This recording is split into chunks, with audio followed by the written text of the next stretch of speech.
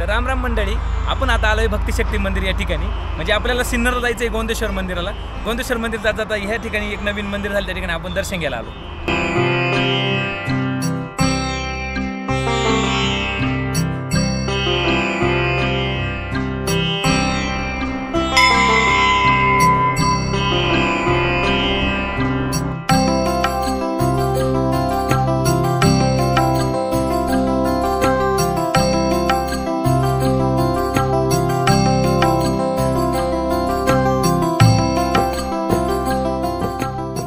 भक्तिशक्ती मंदिराचं दर्शन झालेलं आहे. इथं असं एवढं भारी वातावरण आहे बघा तुम्ही.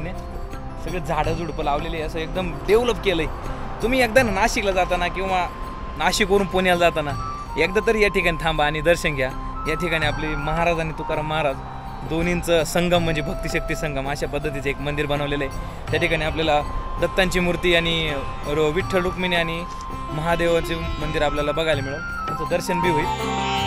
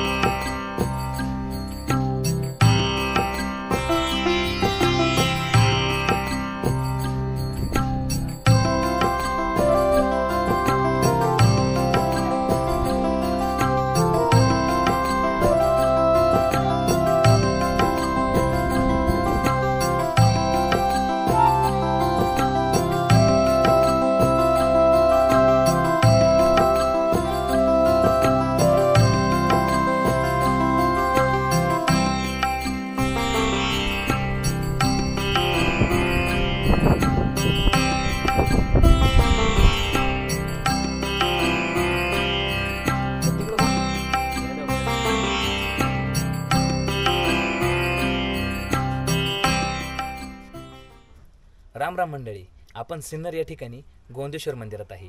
नाशिकचं एक सौंदर्य म्हटलं जातं. तर हे गोंदेश्वर नाव कसं पडलं सर?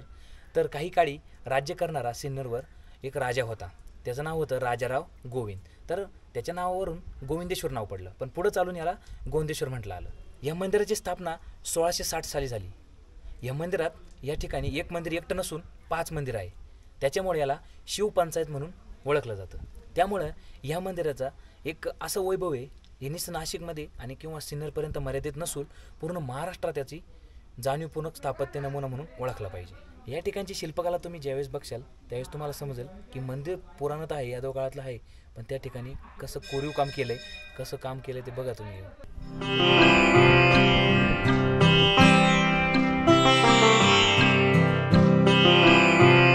तर मंडळी, हे पूर्वेकडून हा दरवाजा मंदिराकडे जाणार आहे. तर बघा वर जे छतचं बांधकाम आहे ते आता छत वरून पडलेलं आहे, पण छत कसं दिसतं तुम्हाला बघा.